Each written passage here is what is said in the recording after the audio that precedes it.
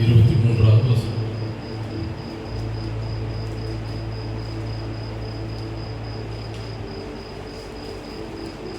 அதாவது எடுத்தவங்க நிறுத்தி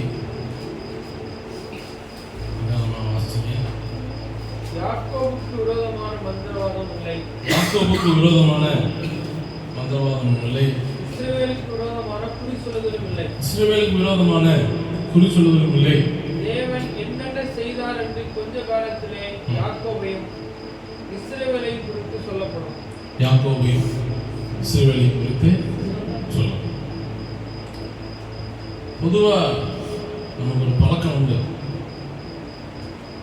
சத்தியத்தை கேட்கும் பொழுது கதவை திறந்துச்சு, அந்த பெரிய பெண் போட்டு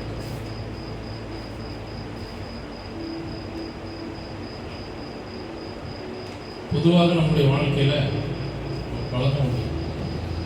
நிறைய கிறிஸ்துவனுடைய வாழ்க்கையிலையும் அது பரிச்சயமான ஒரு காரியம். ஆலயத்துக்கு போகும் பொழுது அந்த வார்த்தையை கேட்கும் பொழுது பாடும் பொழுது அவங்களுக்குள்ள ஒரு தீர்மானம் இருப்பாங்க.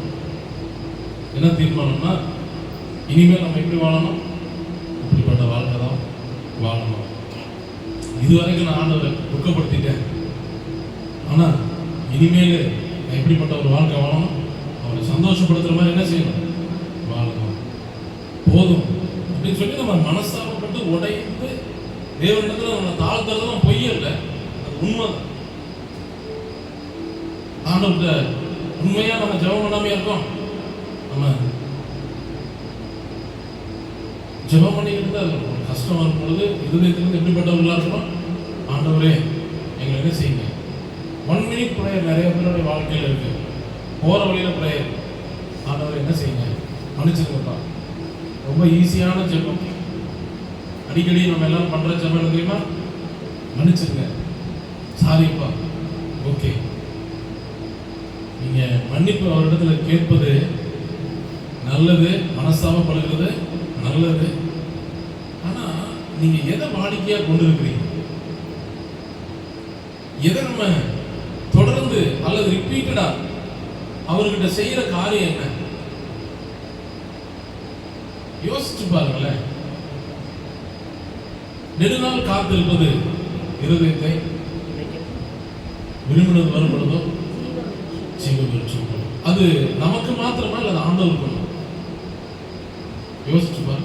வேதத்தில் உள்ள வார்த்தையெல்லாம் நம்ம என்ன நினைச்சுக்கோம் அப்படின்னா, மன்னிங்க, இறக்கம் செய்யுங்க, உதவி செய்யுங்க, ஒரு தயவு பாராட்டுங்க, சாப்பிடக்கூடு அப்படின்னு சொல்றது பூரா நம்ம என்ன நினைச்சுக்கிறோம்னா, தேவன் எனக்கு சொல்ற அப்படின்றது மாத்திரம் தான் நினைச்சுக்கிறோம். வேதத்தில் இருக்கிற வார்த்தைகள் எல்லாம் என்ன தெரியுங்களா, அவர் என்னென்னலாம் அவர் வாயால சொன்னாரோ அதையெல்லாம் கரத்தால் என்ன செஞ்சிருக்கிறாரு, செய்து முடித்தவராக தான் இருக்கிறார். உலகத்துல உபத்திரம் உண்டு, உலகத்தை உலகத்தை நான் ஜெயித்தேன்னு சொன்னார்ல, பரலோகத்திலிருந்து ஜெயிக்கல, இங்க வந்து ஜெயித்தாரு. உலகத்துல வந்து உலகத்தை ஜெயித்தார். யோவான் 1வது அதிகாரத்துல ரொம்ப அழகான ஒரு வார்த்தை இருக்குது. உலகம் அவருக்குள் இருந்தது, உலகம் அவரை அறியவில்லை. அவர் தமக்கு சொந்தமானதிலே வந்தார், அவருக்கு சொந்தமானவர்கள் அவரை ஏற்றுக்கொள்ளவில்லை. அவரு எனக்குள்ள வராரு, எங்கிட்ட வராரு. நான் யாருடையவன், நான் கர்த்தருடையவன். ஆனா நான் அவரை என்ன செய்யறது இல்லை, அங்கீகரிக்கிறவனாக இருக்கிறது இல்லை. மொபைல் கொடுப்பாங்க.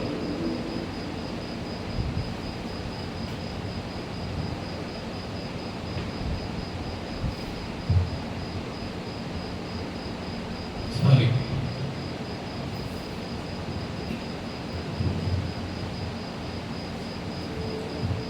மாறாக என்னுடைய பழக்க வழக்கங்கள்லாம் எப்படி இருக்குது அப்படின்னா, அந்த நிமிஷம் தான் அவருடைய உறவு. எந்த நிமிஷம், எந்த நிமிஷம், சத்தமா சொல்லுங்க. அப்புறம் அப்புறம்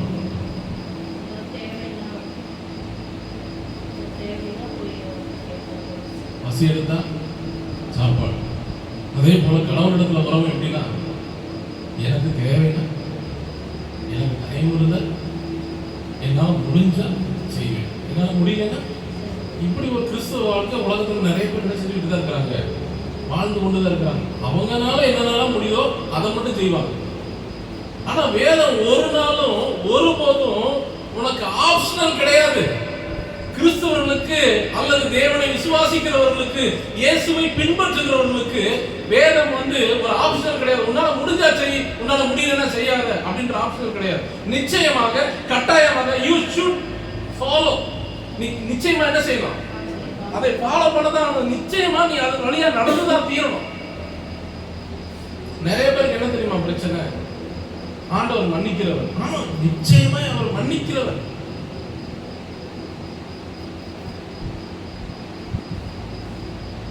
சார் சொன்னார் போன வாரம் சாப்பிட்றோம், அண்ணா எனக்கு பரோட்டா சாப்பிடாது. ஏன் சார் பரோட்டா சாப்பிட்டா என்ன வரும்? கால் வலி வரும். நீங்க நான் சாப்பிடுங்க. ஏன் நான் சாப்பிடக்கூடாதா? அதான் உங்களுக்கு என்ன செய்யுது? அவர் ஏதாவது தப்பா சொன்னாரா? அவர் சொன்னதுல என்ன இருக்குது? நம்ம என்ன செய்ய மாட்டோம்னா, நமக்கு அறிமுகமானவங்க, நமக்கு பரிச்சயமானவங்க அவங்க சொல்லும் பொழுது நம்ம அதை ஆப்ஷனலா வச்சிருக்கோம். ஒருத்தர் சொல்லுவார், கழுத்துல ஒரு ஸ்டெப் மாட்டிட்டு போய் அவர் வச்சு பார்த்துட்டு பல்ஸ் ரொம்ப என்ன செய்யுது, நார்மலா இல்லை அப்நார்மலா இருக்கு தம்பி, நீங்க இனிமேல் என்ன செய்யக்கூடாது, ஆயில் ஐட்டம்லாம். அது இங்கிலீஷ்ல சொல்லுவார், ஒரு 4 வார்த்தைகளை சொல்லுவார். நீங்க ஆயில் ஐட்டம்னா நீங்க டோன்ட் டேக் இட். நீங்க என்ன செஞ்சுக்கலாம், அவாய்ட் பண்ணிக்கணும், அதெல்லாம் ஒமிட் பண்ணணும். இல்லை சார், சரி, கண்டிப்பா ஒண்ணு கூட என்ன செய்யக்கூடாதா, எடுத்துக்க கூடாது. கண்டிப்பா நீங்க எடுத்துக்க கூடாது. அப்ப பரோட்டா பார்த்தோன்னே நமக்கு என்ன தெரியுமா, அப்படி தோணாது, வெறுப்பாய் போயிடும். ஏன்? அது உனக்கு எதுக்கு உலக வந்துருச்சு? இப்ப நாக்குக்கு உலையா இருந்தது. நமக்கு தெரிஞ்சவங்க, நம்ம பக்கத்துல இருக்கிறவங்க நம்ம நன்மைக்கு சொன்னப்ப என்னவா இருந்துச்சு? நாக்குக்கு உலையா இருந்துச்சு. ஆனா இப்ப உசுருக்கே டேஞ்சர்ன்றப்ப என்ன செஞ்ச உடனே அதை வித்தியாசம் புரியுது. நான் சொல்றது, என்னால முடிஞ்சாதான் நான் கீழ்படிவேன் அப்படின்றது நாக்குக்கு. என்னால முடியுது, என்னால முடியலன்றது நீங்க என்ன செஞ்சுக்கிறீங்க, ஆப்ஷன்ல வச்சுக்கிறீங்க. எல்லா விஷயத்தையும் என்னால ஃபாலோ பண்ண முடியாது. பைபிளே சொல்லிருக்கு. என்னப்பா சொல்லிருக்கு? இந்த வசனம் தெரிஞ்சு வச்சுக்கோங்க. மிஞ்சின நீதிமானாய், நீதிமானே இல்லையே, இப்படி ஒரு வசனம் பைபிள்ல இருந்திருக்கணும். பூமிக்கு ஒரே ஒரு உத்தமனை தெரிவு செய்து. என்னைக்காவது நீங்க இப்படி ஜெபம் பண்ணிருக்கீங்களா? ஆண்டவரே, அந்த உத்தமனா நான் இருக்கிறேன் ஆண்டவரே, ஜெபம் பண்ணிருக்கீங்க? என்னைக்காவது? அவரே சொல்லிட்டாருல்ல, அந்த உத்தமன் தான் என்னன்னு சொல்லிட்டு. வசனம் பொய் சொல்லாத என்பது சத்தியத்துல இப்படி ஒரு விளக்கத்தை கண்டுபிடிச்சு வச்சிருப்பாங்க. மற்ற புரிந்து கொள்ள வேண்டிய விஷயங்களை அவங்க என்ன செய்ய மாட்டாங்க, புரிந்து கொள்ள மாட்டாங்க. அண்டர்ஸ்டாண்ட் பண்ண வேண்டியதை அண்டர் எஸ்டிமேட் பண்ணுவோம். அது முடியாதுங்க, வாய்ப்பு இல்லை. அது என்னால என்ன செய்ய முடியாது, செய்ய முடியாது. என்னால முடியறது நான் செய்யறேன், என்னால முடியாது என்ன செஞ்சேன், முடிஞ்ச அளவுக்கு தான் நான் செய்ய முடியும். அழகா முகத்தை வச்சிருக்கோம். அதுக்கு மேல கஷ்டம். ஐயா, அந்த மகிமையில நீங்க நடந்து பார்த்தீங்கன்னு வச்சுக்கோங்களேன், ஆண்டவரோடு நீங்க இருந்து பார்த்தீங்கன்னு வச்சுக்கோங்க, அவரோட சஞ்சரிக்கிற ஒரு வாழ்க்கை நீங்க வாழ்ந்தீங்கன்னு வச்சுக்கோங்களேன், இந்த உலக வாழ்க்கையை வெறுத்துருவீங்கன்னு சொல்றேன். உங்களால நான் சொல்றேன், கிறிஸ்து உங்களுக்குள்ள இருந்தா நீங்க சொல்றீங்க நான் மன்னிக்க முடியாதுன்னு சொல்றீங்கல்ல, என்னால என் கோபத்தை விட முடியல, என்னால மன்னிக்க முடியலன்னு சொல்றீங்க இல்லையா?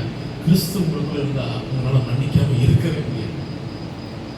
ஆண்டவர் உனக்குள்ள இருந்தா மற்றவர்கள் உங்களால என்ன செய்ய முடியாது, மன்னிக்காம. அவன் எவ்வளவு பெரிய குறைவுள்ளவனா இருந்தாலும் சரி, எவ்வளவு பெரிய பாவத்தில் இருந்தாலும் சரி, அவனை நீங்க என்ன செய்ய மாட்டீங்க, பண்ண மாட்டீங்கன்னா நீங்க நியாயம் இருக்க மாட்டீங்க. ஏன்னா நீங்க கர்த்தரை விட பெரியவர் அல்ல, நமக்கு மேல பெரியவர் இருக்கிறார்ன்றது உங்க இருதயத்துல ஒரு சத்தம் என்ன செஞ்சுக்கிட்டே இருக்கும், கேட்டுக்கொண்டு. தீமையை வெறுப்பது, எதெல்லாம் தீமையா இருக்குதோ, அதாவது வேதத்துல ஒரு தீமையாய் தோன்றுகிற யாவற்றையும் என்ன செய்யுங்க, உனக்கு தோணுச்சனவே அவாய்ட் பண்ணுற, விலகுன்ற. நீ அதை போய் ஆராயாத, ரொம்ப டீப்பா போய் என்ன செய்யாத. அதுல நீ நீதிமானா இருக்கணும்னு ட்ரை பண்ணாத. அதுதான் மிஞ்சின நீதிமானா இருக்காது. ரொம்ப நியாயத்தை தேடாது, உனக்கு சப்போர்ட்டா ஃபேவரை தேடாத. உனக்கு தீமையாய் தோன்றுதா, இடம்லாம் இருக்குதா, உடனே என்ன செஞ்சது, ஆண்டவர் உனக்கு ஒரு ஆலோசனை கொடுத்துட்டாருன்னா அங்க போகாத, அதை தொடாத அப்படின்னு சொல்லிட்டாருன்னா, ஒரு இருதயத்துல ஒரு சத்தம் கேட்டுச்சுன்னா, ஒரு சமாதான குறை ஏற்பட்டுருச்சுன்னா, இமிடியேட்டா என்ன செய்யுங்க, ஏன்னா ஏன் தெரியுமா சமாதான குறைவுன்னு நான் சொல்றேன்? சமாதான காரணமே யாருதான்? அப்ப சமாதான குறைவு எனக்குள்ள இல்ல, எனக்குள்ள குறையுது அப்படின்னா நிச்சயமா அதுல அவருக்கு என்ன இல்லை, நீ செய்யறதுல அவருக்கு சமாதானமே. அப்ப நம்ம நினைப்போம் ஒரு 10 நிமிஷம் லேட்டா தான் போனா 2 பாட்டு தானே பாடிருப்பாங்க. கிடையாது. 10 நிமிஷம் தானே, ஒரு 1/4 மணி நேரம் தானே. சர்ச்சுக்கு முதல்ல போய் நம்ம என்ன செய்ய போறோம், என்ன பண்ண போறோம்? அவங்களும் அந்த காரியத்தை என்ன செஞ்சுட்டு இருக்காங்க? ஐயா, யாரு என்ன செய்யறாங்கன்னு பார்க்கறதுக்கு நீ சர்ச்சுக்கு வரல, நீ தேவனை ஆராதிக்கிறதுக்கு என்ன செய்றீங்க? அப்ப ஆண்டவரை ஆராதிக்கிறதுக்கு நீங்க என்ன செஞ்சறோம் அப்படின்னா, சில நேரங்கள்ல என்னால என்ன பண்ண முடியுமோ அதை தான் ஆண்டவருக்கு என்ன செஞ்சறேன். அப்ப பூராமே பைபிளை நம்ம எப்படி எடுத்துக்கிறோம்னா, என்னால முடியுது, என்னால முடியும். வாக்குத்தத்த வசனங்கள் பூரா எனக்கு அந்த சாபத்துக்கும் அல்லது கடிந்து கொள்வதற்கும் நம்ம என்ன செய்யறதே இல்லை, விரும்புகிறது இல்லை, மைண்ட்லயே இல்லை. ஏன் அதெல்லாம் பூரா யாருக்கு செஞ்சிருக்கிறார்? ஆண்டவர் பிசாசுக்கு சொல்லியிருக்கிறார். யாருக்கு? பிசாசுக்கு சொல்லியிருக்கிறார். அதனால நம்ம அதற்குள்ள நம்ம போக வேண்டியதே இல்லை. இன்னைக்கு நிறைய பிரசங்கங்கள், நூதன பிரசங்கங்கள் என்ன செஞ்சுட்டு இருக்குது, வந்துட்டு இருக்கு. ஆண்டு சொல்றாரு, என் கடிந்து கொள்வதற்கு திரும்பினா நான் என் சத்தத்துக்கு செவி கொடுத்தா, என்னுடைய சத்தத்துக்கு செவி கொடுத்தா, ஒருவன் என் சத்தத்தை கேட்டு கதவை திறந்தா நான் வந்து அவனோட என்ன செய்வேன். அப்ப நீ கேட்கணும், கதவை நீ நிச்சயமாய் கேட்கணும், உன்னுடைய கதவை நிச்சயமாய் நீ என்ன செய்யணும். ஆண்டவர் எப்பயுமே உடைச்சுக்கிட்டோ இல்ல கம்பல் பண்ணியோ நீங்க உருவாக்குங்கன்னு சொல்லும் பொழுது அவர் உருவாக்க வருவாரு. ஆனா நீங்க வெறுத்தீங்கன்னா கொஞ்சம் வெயிட் பண்ணுவாரு. ஏதேன் தோட்டத்தில் ஆண்டவர் என்ன செஞ்சிட்டாரு? நன்மை தீமை அறியத்தக்க கனி, ஜீவ விருட்சத்தின் கனியையும் என்ன செஞ்சிட்டாரு இல்லையா? ஏவாள் போய் பொறிச்சு திங்கிறப்ப ஆண்டவருக்கு சிக்னல் எல்லாம் இருந்திருக்குமோ? யோசிச்சிருக்கீங்களா? ஏவாள் போய் பிசாசோட பேசிட்டு இருக்கிறப்ப ஆண்டவர் பார்க்காம இருந்திருப்பாரு. என்னைக்கு அவங்க நினைச்சு பார்த்துருக்கீங்களா? 2 பேர் பேசிட்டு இருக்கிறது பார்த்து வர பார்த்துருக்க என்ன நடக்குது, என்ன இப்படி ஒரு பிரச்சனை அங்க என்ன செய்யுது? அவங்க சொல்லி அந்த வார்த்தைக்கு கீழ்ப்படிந்து அந்த கனியை போய் பறிக்கிறப்ப அவருடைய இருதயம் எப்படி இருக்கு யோசிச்சீங்களா? என்னைக்காவது திங்க் பண்ணிருக்கீங்களா? அவருக்கு மறைவான சிருஷ்டி சகலமும் வெளியே. அப்ப நீ கீழ்ப்படியாத ஒவ்வொரு தருணமும் தேவனை துக்கப்படுத்துற ஒரு வேதனையான காரியத்தை செஞ்சுட்டு இருக்கீங்க.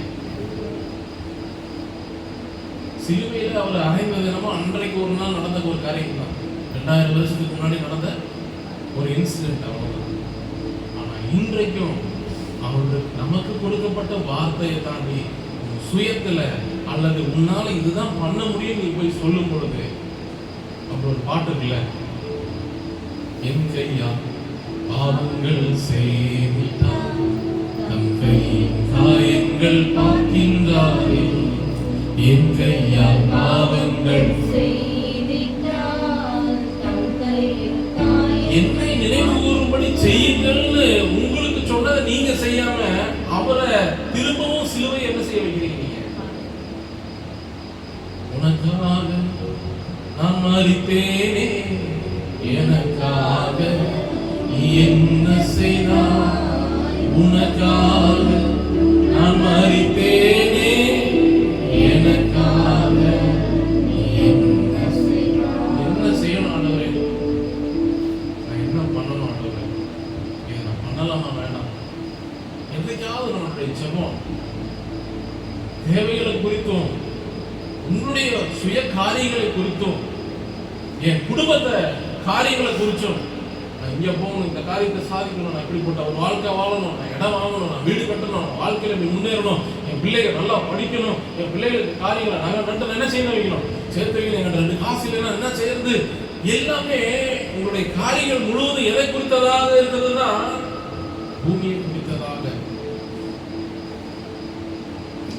ஆசையை சேர்க்கிறான், விருதாவாக அடைகிறான், ஆசையை சேர்க்கிறான். யாரவே நீங்கள் அறியாமல், எனக்கு உங்களுக்கும் அறிந்து கொள்ள வேண்டியது அவரை குறித்து. ஆனால் நீங்கள் நானும் எதை குறித்து அறிஞ்சிருக்கிறோம், எதை குறித்து தேடிக்கிறோம்?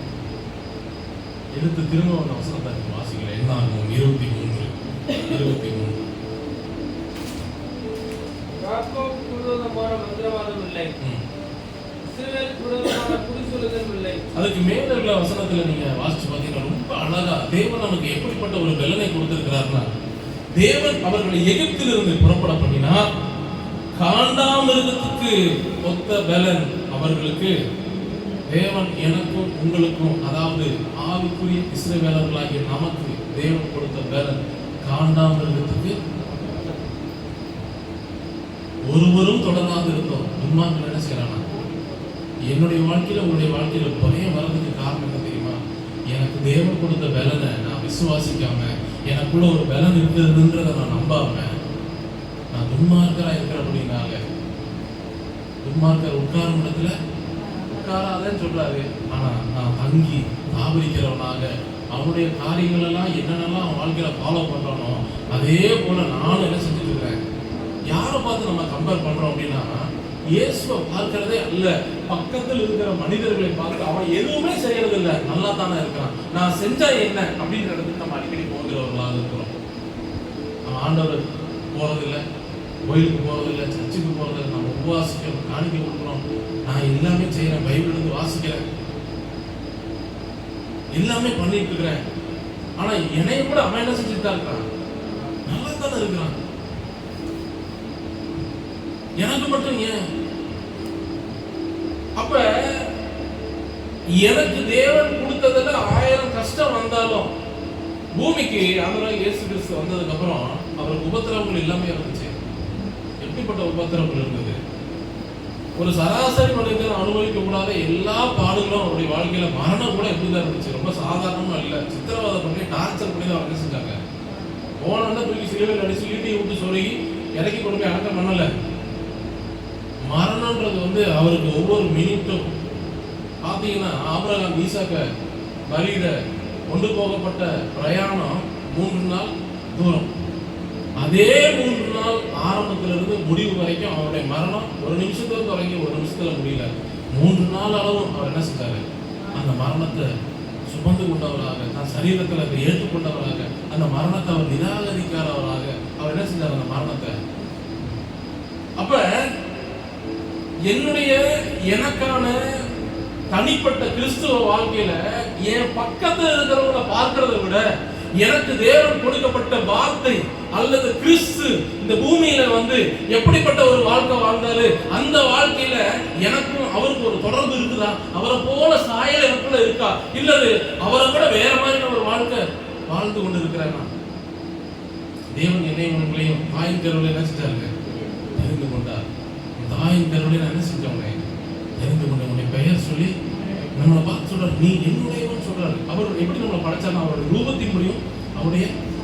ஆனா நானும் நீங்களும் அந்த மகிமையின் சாயலை இழந்தவர்களாக, சுயத்தில் இருக்கிறவர்களாக வாழ்ந்து கொண்டே இருக்கிறோம். நான் கிறிஸ்துவன் என்று சொல்லுகிறேன், ஆனா இன்னமும் இஸ்ரவேலாய் மாறவில்லை. நான் சொல்றது உங்களுக்கு புரியுதா? நான் கிறிஸ்துவன் என்று சொல்றேன், வேதத்தை வாசிக்கிறேன், ஜெபிக்கிறேன், பாடுறேன், ஆனா இஸ்ரவேலை என்ன செய்யறதில்ல. இஸ்ரவேல் என்பது தேவனுடைய சொந்த ஜனம். நானும் நீங்களும் கிறிஸ்தவர்களா இருக்கிறோம், இஸ்ரவேலா மாறல, கிறிஸ்துவ புறஜாதிகளா இருக்கிறோம். எப்படிங்க? கிறிஸ்துவ மதத்தை பின்பற்றுவர்களாக இருக்கிறோமே ஒழிய கிறிஸ்துவை பின்பற்றுவர்களாக நானும் நீங்க என்ன செய்யல இல்ல. கிறிஸ்துவை பின்பற்றாதவர்கள் அவருக்கு பங்குடையவர்கள் அல்ல, அவருக்கு பங்குடையவர்கள் அல்லாதவர்கள். அதாவது அவருடைய நாமத்தின் மேல், அவருடைய வார்த்தையின் மேல், அவருடைய நாமம்ன்றது எதுங்க, அவருடைய வார்த்தையின் மேல் விசுவாசம் உள்ளவர்களாய் அவரை ஏற்றுக்கொண்டவர்கள் அப்படின்னா, நீ ஒருத்தனா 2 பேரா 2 கோடியா 3 கோடியா 750 கோடியா 800 கோடியா அது மேட்டர் கிடையாது. அவருடைய வார்த்தையின் மேல் விசுவாசம் உள்ளவர்களாய் அவரை ஏற்றுக்கொண்டவர்கள் எத்தனை பேர்களோ அத்தனை பேர்களுக்கும் அவருடைய பிள்ளைகள் ஆகும்படி நீ அப்பதான் வார்த்தையை விசுவாசிச்சா மாத்திரம் தான் இஸ்ரவேல். அப்பதான் உனக்கு விரோதமாய் குறி சொல்லுதல் இல்ல, உனக்கு விரோதமாய் மந்திரவாதம். தேவன் அருவருக்கக்கூடிய ஒரு மிகப்பெரிய பாவம் என்ன தெரியுமா? பில்லி சூனியம். எப்படிங்க? பில்லி சூனியம். அத ஒரு நாளும் ஆண்டவர் வந்து அத ஏன் அப்படின்னா பில்லி சூனியம் எதுக்கு செய்யறது உங்களுக்கு தெரியுமா?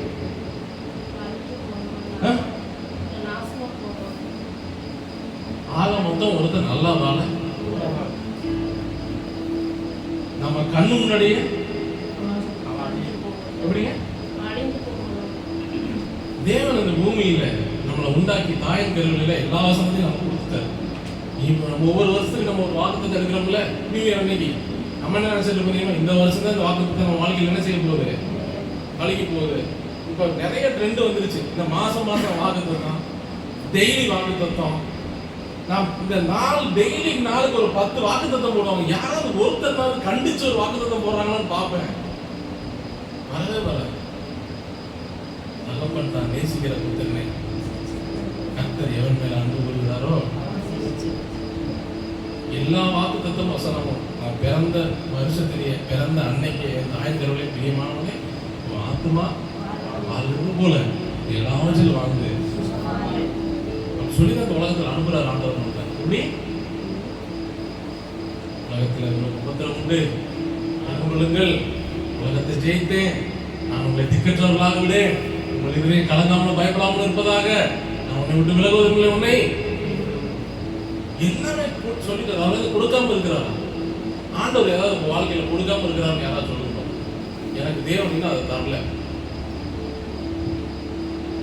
ஆண்டவர் சொல்றாரு, ஏற்ற நேரத்தில் நான் உன்னை உயர்த்த முடியும், என்னுடைய பலத்த கர்மங்கள் என்ன செய்ய. அவர் கொடுக்காம இல்ல, நீ அடங்காம இருக்க. தேவன் எல்லாவற்றையும் உனக்கு என்ன செஞ்சார்? எனக்காக யாவையும். இனிமேல் அவர் மறுபடியும் இறங்கி வந்து உனக்காக ஜீவனை கொடுத்து அன்பு கூறணுன்றது அல்ல. அவருடைய பிள்ளைகளாக அதிகாரம் கொடுத்தப்பவே நீ அவருடைய பிள்ளைகளை வசனத்தை விசுவாசிக்கும் பொழுது, அந்த வார்த்தையை நீ உங்க இதயத்தில் ஏற்றுக்கொள்ளும் பொழுது நீ அவரை விசுவாசிக்கிறவனா இருக்கிற. அந்த வார்த்தையை நீ 100% விசுவாசிக்கும் பொழுது அவருடைய பிள்ளையாக நீ என்ன செஞ்சுட்ட? அவருடைய பிள்ளைதான் இஸ்ரவேல். இப்படிப்பட்டவருடைய வாழ்க்கையில தான் பில்லி சூனியம், மந்திரவாதம் வேலை. நீ வாக்கு தத்தத்தை கேலண்டர் அடிச்சு உங்க வீட்டுல மாற்றுறதுனால அந்த வாக்கு தத்தத்துக்கு சொந்தக்காரன் நீ மாறவே முடியாது. பைபிளுக்குள்ள வாக்கு தத்தம் வச்சுக்கிறதுனால, பரிசுல பாக்கெட்ல வச்சுக்கிறதுனால, எழுதி வச்சுக்கிறதுனால நீ அந்த வாக்கு தத்தத்துக்கு சொந்தக்காரன் ஆகவே. அந்த வார்த்தையின் மேல நீ ஆணித்தரமான விசுவாசம் உடையவனா, எங்கப்பா எனக்கு கொடுத்தது இதுல நான் ஒரு அடி பிசுற மாட்டேன், இது என்ன கஷ்டமாக என் ஜீவனே போனாலும் அதுலதான் நான் நிலைத்து நிற்பேன் அப்படின்னு சொன்னாதான் வசனம் வேலை செய்யும். ஒருவன் என்னிலும் என் வார்த்தை அவனிலும் நிலைத்திருந்தால் மிகுந்த கனிகளை.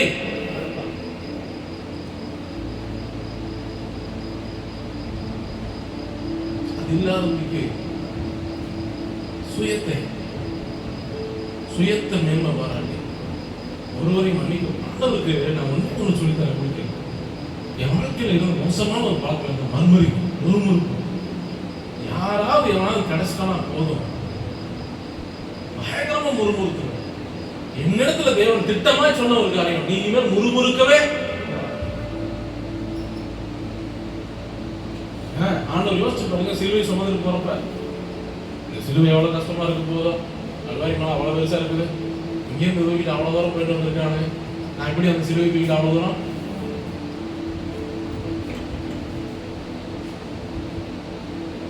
நான் எப்படி அந்த காரியத்தை செஞ்சு முடிக்க போறேன்? இவனுக்கு வேற நான் சொல்றது போற என்ன செய்ய மாட்டேங்கிறானுங்க, கேட்கவே மாட்டேங்கிறானுங்க. இவனுக்காக நான் உயிரவே கொடுத்து அன்பு கூற வந்தேன், இவனுக்கு கொண்டு போய் சிலுவையில் என்ன செய்ய போறானுங்க?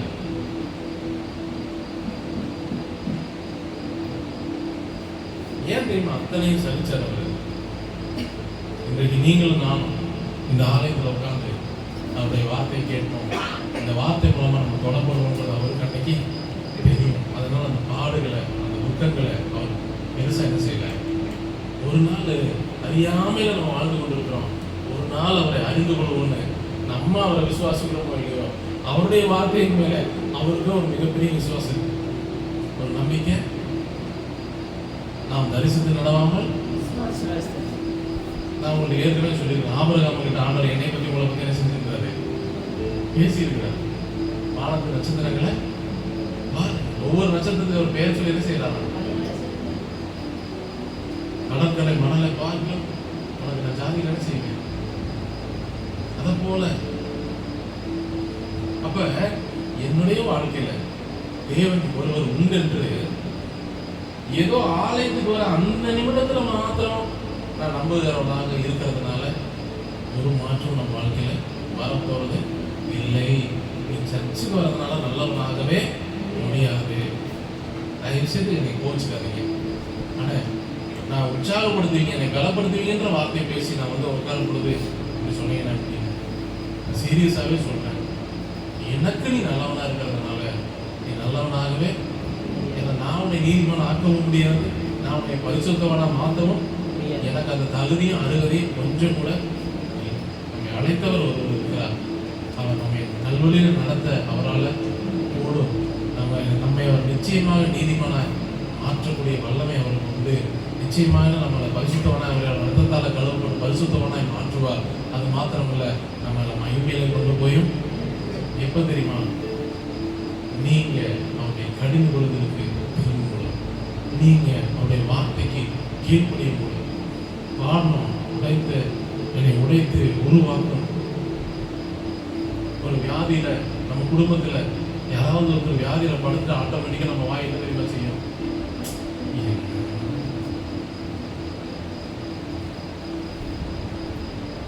ஏதாவது கொஞ்சம் தலைவலி கால்வலி வந்துச்சா, ஐயோ என்ன பண்ண முடியல. அது நம்மளால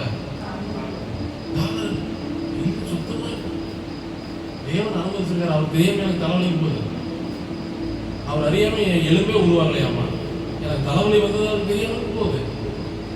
அப்ப நிச்சயமா தலைவலி வந்தது யாருடைய அனுமதியோட வந்திருக்குது. என் ஜீவனே போக போதா, அவர் சொல்லாம போக போதா. சரிங்கப்பா, நீ சொல்ல, நீங்க கட்டளையிட, நீங்க என்ன வேணாலும் செய்யுங்க, உங்களுடைய கருத்துல என்ன செய்யற. ஏன் நம்மளால ஒப்பு கொடுக்க முடியலன்னா, கிறிஸ்துவுக்காக வாழணும்ன்ற எண்ணம் நமக்குள்ள ஒரு பாட்டு இருக்குது. ஒப்பு கொடுத்தீரையா உம்மையே எனக்காக உலகின் ரட்சகரே உன்னத ரோமர் 12வது அதிகாரம் 1வது வசனம், என்னுடைய சரீரங்களை பரிசுத்தமும் தேவனுக்கு பிரியமான ஜீவ பலியாக ஒப்பு கொடுக்க வேண்டும் என்பதை நீங்கள் செய்யத்தக்க, நீங்க புத்தியுள்ள ஆராதனை செய்யணும்னா வார்த்தையை நீங்க விசுவாசிச்சு அந்த விசுவாச வார்த்தை உங்க வாழ்க்கையில நிச்சயம் தேவன் செய்து முடிப்பார்னு உங்களை பரிசுத்த பலியை ஆண்டவருக்கு என்ன செய்வார்.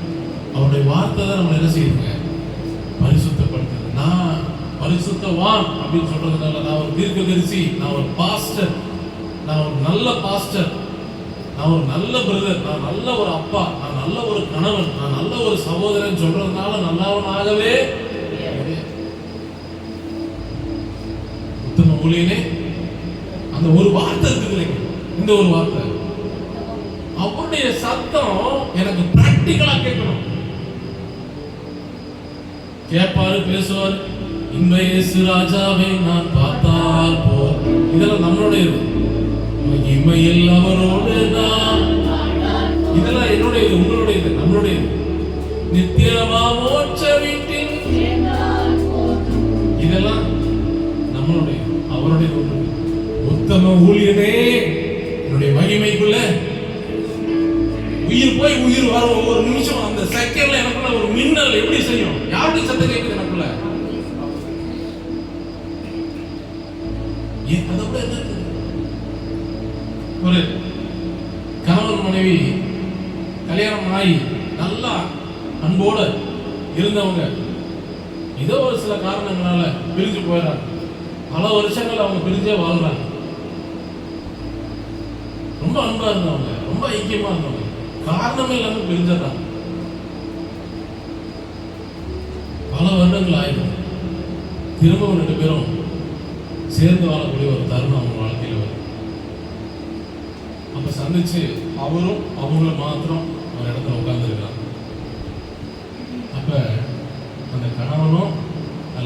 எப்படியோ பேசக்கூடிய வார்த்தை அந்த உலகத்திலேயே ரொம்ப முக்கியமான ஒரு நம்ம நல்லா இருக்கு. என்னங்க அந்த நிமிஷம் எப்படி பண்றீங்க? ஆதியிலே கொண்டிருந்த அன்பை நீ கிறிஸ்துவ அறிஞ்ச பொழுது காரணமே இல்லாம அவர் வேலை அனுபவிச்சீங்க. அப்படிங்களா? அந்த ஜெபம் பண்ணணுமா? ஜெபம் பண்ணீங்க. இத்தனை மணிக்கு சர்ச்சைக்கு போனீங்க. உங்களுக்கு கொஞ்சோண்டு அறிவு வர ஆரம்பிச்சதுக்கு அப்புறம் அந்த வசனம் உங்களை படுக்கிறதுக்கு முன்னாடி நீங்க அந்த வசனத்தை ஒரு பாடுபடுத்துறீங்களே, மறிக்காதடா, வேணாண்டா, நான் உனக்கு சொன்னேன்ல, அது சாப்பிடாத, நீ என்னோட இருக்கணும், என் மகிமையில எனக்குள்ள என்ன செய்யணும், தங்கி இருக்கணும். வார்த்தை என்ன செஞ்சிடாத, நிற்கிறேன் என்று சொல்லுகிறவன் விழாது இருக்க கடவுள். வேண்டாம், தொடாத, பறிக்காத. ஆனால் ஏன் தெரியுமா அமைதலாக இருக்காது? அவர் நம்மளை அடிமைகளாக வைக்கல, புத்திரர்களாக வைத்தார், பிள்ளைகளாக கூடிய அதிகாரத்தை கொடுத்தார். டேய் தொடாதடா அப்படின்றதுக்கு எவ்வளவு நாளாக இருப்போம்? அடிமைகளாக இருந்திருப்போம். ரோபோட்டா ஆண்டவர் என்னை உங்களை என்ன செய்யல, அடைக்கவே. இதை செய்யாத, பண்ணாத. எங்க பையனை சின்ன வயசுல நான் ஏற்கனவே உங்களுக்கு ஒரு தடவை சொல்லியிருக்கேன், வீட்டில் கட்டிங் மிஷின்லாம் வீட்டில் இருக்கிறப்ப ட்ரெஸ் இல்லாமல் இருப்பார் சார். இடுப்புல ஒரு அந்தாங்குடி இருக்கும். சின்ன பையன், ரொம்ப குட்டி பையன், லிவின கூட சின்ன பையன், தவறுற குழந்தை. அந்த மிஷினில் போய் இருக்குல்லையா, கையை விட்டுருவான்னு சொல்லி போட்டு என்ன செய்யணும், பெரிய கயிறு இருக்கு. எங்கள் வீட்டுக்குள்ள நாய் சுற்றிட்டு தெரியும். இவனை கட்டி போட்டுருப்பான். அந்த அந்தாங்குடி இருக்கும், கயிறை போட்டு அந்த கட்டில், இரும்பு கட்டில் என்ன செஞ்சிருப்பான், இவன் ஒரு டிஸ்டன்ஸ் வரைக்கும் வருவான், திரும்ப அந்த கட்டில் போயிடுவான், மறுபடியும் வருவான். நானும் கூப்பிடுவோம், மேலே செய்ய முடியாது, குழந்தை தூக்கி வச்சிருக்க முடியாது. சில நேரங்களில் அவங்க அம்மா போய் அந்த கை தவுக்கிறப்ப எப்படி தெரியுமா இருக்கும்? எப்படி யோசிச்சு பாரு, வேற வழி இல்லை. அப்ப அந்த கை தவுக்கிறப்ப அந்த நிமிஷம் எப்படி பார்க்கணும்? ஆண்டவர் என்னை உங்களை பாவத்திலிருந்து விடுதலை ஆக்கிறப்ப அவருடைய மரணத்தை நினைவு கூர்ந்தவராக என்னை உங்களை ஒவ்வொரு பாவத்திலிருந்து விடுதலை ஆக்கிட்டே இருக்கிறார். ஆனா நீங்களும் நானும் இன்னும் அறியாமையில் அந்த பாவத்திலேயே கீழ்ப்படியாக இருக்கலாம். அவருக்கு ஒரே ஒரு கஷ்டம் இருப்பார், கீழ்ப்படியாமல் பிள்ளைகள் மேல தேவ கோபாக்கின என்னை உங்களையும் ஒரு பிள்ளைகளை அழைச்சிட்டதுனால கீழ்ப்படியாம இருந்தோம்னா நிச்சயமா நம்ம மேல கோபாக்கின வருன்றது நமக்கு வேணா தெரியாம இருக்கலாம், எழுதினவருக்கு நிச்சயமா. இந்த கோபாக்கின நாளுக்காக நீங்களும் நானும் ஏற்படுத்தப்பட்டவர்களே, எனக்காகவும் உங்களுக்காகவும் பரலோகத்தில் ஒரு சீட்டு போடப்பட்டாச்சு. அந்த அந்த சீட்டில் அந்த பேரு ஜீவ புஸ்தகத்தில் எழுதப்பட்டாச்சு. அது ஒரு நாள் என்ன செய்யாது. ஏன்னா இந்த பிரசங்கத்தில் மனம் திரும்பலைன்னா நிச்சயமாக ஆண்டவர் இன்னொரு பிரசங்கத்தில் உங்களை மனம் திரும்ப செய்யும். இந்த சர்ச்சில் உங்களால் ரட்சிக்கப்பட முடியலன்னா நிச்சயமா இன்னொரு சர்ச்சில் ஆண்டவர் உங்களை ரட்சிக்கப்படும்படி அவருடைய வார்த்தை, வல்லமையான வார்த்தை என்ன செய்வார், அனுப்புவார். ஒரு நாள் நீங்க தொடப்படுவீங்க, ஒரு நாள் நீங்க ஆண்டவருடைய பாதத்துல விழுந்து அழுவீங்க, ஒரு நாள் ஆண்டவருடைய அன்பை உண்மையா ருசி பார்ப்பீங்க, ஒரு நாள் அவருடைய பிரசனத்திலிருந்து விலகணும்னு விரும்பவே மாட்டீங்க. அப்படி செய்ய சர்வ வல்லமை உள்ளவர். அல்லேலூயா. ஆண்டவரே என் வாழ்க்கை இப்படியே முடியுமா? நான் இவ்வளவு வருத்தத்தோட அலையணுமா? வருத்தப்பட்டு பாரதிய நீங்கள் எல்லாரும் நான் உங்களுக்கு நீங்களும் நான் நிம்மதி தேடி எங்கேயும் அழைச்சு சொல்றோம். நீ தேடும் நிம்மதி இயேசு தருகிறார், நீ தேடும் நிம்மதி இயேசு தருகிறார், நீ நாடும் விடுதலை அவரிடம் உண்டு, நீ நாடும் விடுதலை அவரிடம் உண்டு. பாவம் மன்னிப்பி பெற்றுக்கொள்ள வேண்டும், பரலோகத்தில் ஓரிடம் நீ பெற வேண்டும். பாவம் மன்னிப்பின் நிச்சயத்தை பெற்றுக்கொள்ள வேண்டும், பரலோகத்தில் ஓரிடம் நீ பெற வேண்டும்.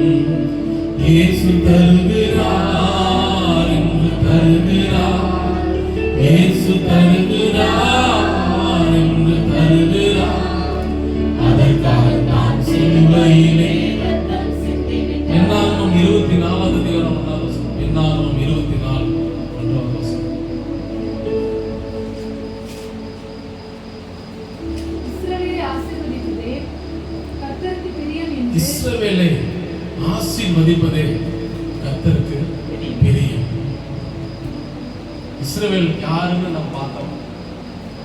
இஸ்ரவேல் யாரு?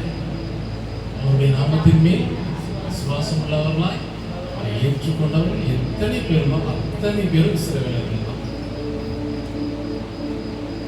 இஸ்ரவேலை ஆசீர்வதிப்பதுதான் கர்த்தருக்கு பிரியம்.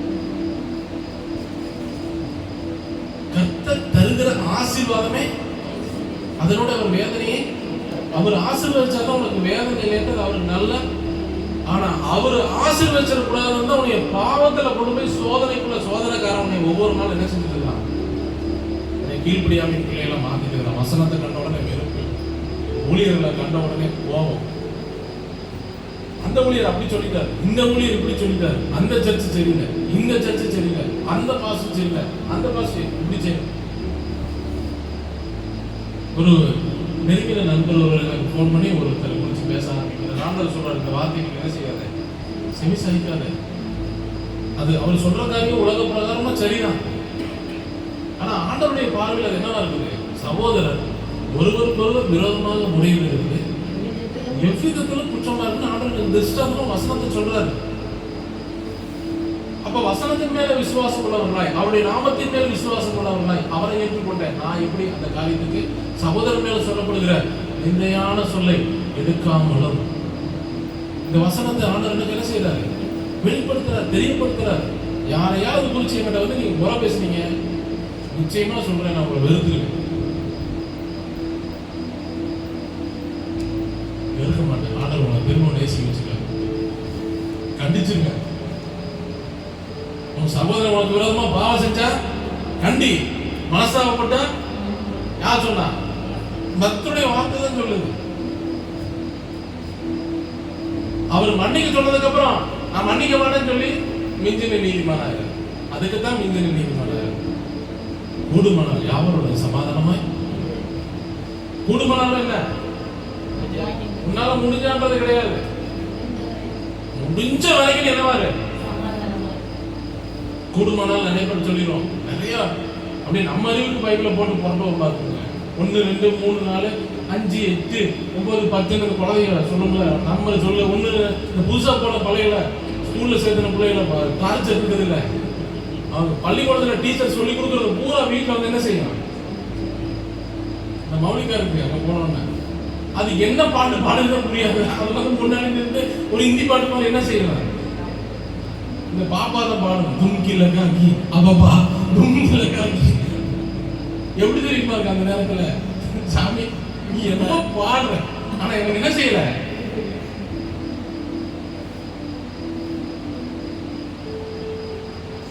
ஈன்ற பொழுதில் பெரிதவக்கும் தன்மன்மை குழலிது யாழிது என்ப தம்மக்கள் அப்படின்னு என்னது? நாவில் சொல் பிறவாததுக்கு முன்னாடியே அவன் எல்லாவற்றையும் தேவன் என்ன செஞ்சிருக்கிறாரு. இதெல்லாம் உலகத்துல குரல் பயங்கரமா இருக்கு. இன்னொரு குரல் எனக்கு பிடிக்காத குரல், தெய்வத்தான் ஆகாதெனும் முயற்சியின் மெய்வருத்த மனுஷனால் கூடாதது தேவனால் எல்லாம் கூடதான் வேதம் சொல்லித்தது. வேதத்துக்கு மேல நீ ஆராய்ச்சி செய்ய வேண்டிய புஸ்தகம் இந்த உலகத்துல ஒண்ணு கிடையவே கிடையாது. இனிமேல் கண்டுபிடிச்சாலும் நான் அதை விசுவாசிக்க மாட்டேன். பைபிள் மாத்திரம் விசுவாசிக்கிறேன். ஏன்னா ஒருத்தர் உயிரவே கொடுக்குறாரு. இதுக்கு மேல ப்ரூவ் பண்றதுக்கு வேற யாராவது உயிரை கொடுக்க முடியுமா? வீம்புக்கு வேணா கொடுக்கலாம். தேவனாகிய கர்த்தரை மன்னிச்சுப்பாரு. அவரோட அன்பை காட்டல நம்மளுடைய அன்பு எதிர்பார்த்து நீ இப்படிலாம் எனக்கு அவருக்கு செய்வ, நாளைக்கு நீ மனதில் போனதுக்கு அப்புறம் உன் வாழ்க்கையில சம்பாதிக்கிறது போல சர்ச்சை ஒன்று கொடுத்துருவேன். உனக்கு என்ன செய்யவே இல்லை. அவரு உன்னை கொடுக்க வைக்கிறது அவர் தான், உன்னை வாழ வைக்கிறது அவர் தான், உன்னை அழைத்ததும் அவர் தான், நடத்துகிறவரும். கண்களை மூடி நம்ம ஜெபிப்போம். எங்கள் பரிசுத்தமுள்ள நல்ல தகப்பனே, இஸ்ரவேலுக்கு விரோதமாக குறி சொல்லுங்கள், யாக்கோபுக்கு விரோதமான மந்திரவாதம் இல்லை என்று வார்த்தையின் மூலமாய் பிரத்யட்சமாய் எங்களோடு பேசுகிறேன். இஸ்ரவேலை ஆசீர்வதிப்பதை கர்த்தருக்கு பிரியம் என்று பேசுகிறேன். நாங்களே நிறைய நேரம் எங்களுடைய அறியாமையில ஏன் ஆண்டவர் எங்களை இவ்வளவு கஷ்டத்தை நடத்துறாரு, எதுக்காக எனக்கு இவ்வளவு சோதனை, என்னால் தாங்கவே முடியல, நான் அழுதுருக்கிறோம். நானும் இப்படி பேசிக்கிறேன். ஆனா வேதம் வேற மாதிரி உங்களை காட்டுதாங்க. நீங்க என்னை ஆசீர்வதிக்கிறது உங்களுக்கு இஷ்டம்னு சொல்லியிருக்கீங்க. எனக்கு விரோதமாக மந்திரவாதம் இல்லை, குறி சொல்வதும் இல்லை நீங்க சொல்லியிருக்கீங்களா? நடக்கிற காரியங்கள் எல்லாம் பார்த்துட்டு என்னமோ நடந்துச்சு, எனக்கு யாரோ என்னை பார்த்து இப்படிலாம் சொல்லிட்டாங்க, செஞ்சுட்டாங்க, அதனாலதான் இப்படி இருக்க நான் நினைச்சிட்டேன் இல்லையா? இன்னைக்கு நான் உங்களுக்கு தெரிஞ்சு கொண்டேன், வார்த்தை மேல எனக்கு விசுவாசம் இல்லாம நான் வாழ்ந்துட்டேன். அடிந்து கொள்வதற்கு நான் திரும்பாம போயிட்டேன். என்ன எங்களையும் கருத்தில் ஒப்பு கொடுக்கணும். சிலுவையில நீர்பட்ட எல்லா பாடுகளும், துக்கங்களும், வேதனைகளும், அவமானம், நிந்தைகளும் எனக்காகத்தான் நான் ஆண்டவர், எங்களுக்காகத்தான் ஆண்டவர். வார்த்தை ஒவ்வொருத்தரையும் பலப்படுத்துறதற்காக, இந்த வார்த்தை இருதயத்தில் விதைக்கப்பட்டதற்காக நினைச்சிருக்கு. விசாசானவன் வந்து இதை எடுத்து செல்லாத பிடிக்க, மறுத்து கொள்ளாத பிடிக்க எங்கள் இருதயத்தில் வார்த்தையை வைத்து வைக்க எங்களுக்கு உதவி செய்ய பலப்படுத்தும். தாழ்த்தூர் நாம மாத்திரம் மேம்படுவதாக வார்த்தை கேட்ட ஒவ்வொருவரையும் நீர் ஆசீர்வதி, உமக்கு பிரியமானதை செய்ய எங்களுக்கு நீர் கற்றுத்தார். இதனால காலையில் நாங்கள் கேட்ட ஜெபிச்சோம், எங்களை கொண்டு என்ன செய்ய சித்தமா இருக்கிறீர்களோ அந்த சித்தத்துக்கு எங்களை ஒப்பு கொடுக்கிறோம். நாங்கள் ஜெபம் பண்ணோம். இந்த சித்தம் இந்த நாளில் இப்படியாக முடிந்ததற்காக நன்றி. எங்களுடைய நித்திரை இன்பமாயிருக்கும்படி உமக்கு பிரியமானவர்களை நாங்கள் மாற எங்களுக்கு உதவி செய்யும். வார்த்தையில நிலைத்து நிற்க எங்களுக்கு உதவி செய்யும். பலப்படும் அந்த ஒவ்வொருவரையும் ஆசீர்வதி. இயேசு ரட்சகர் நாமத்தில் ஜெபித்து ஜெயம் வல்ல பிதாவே.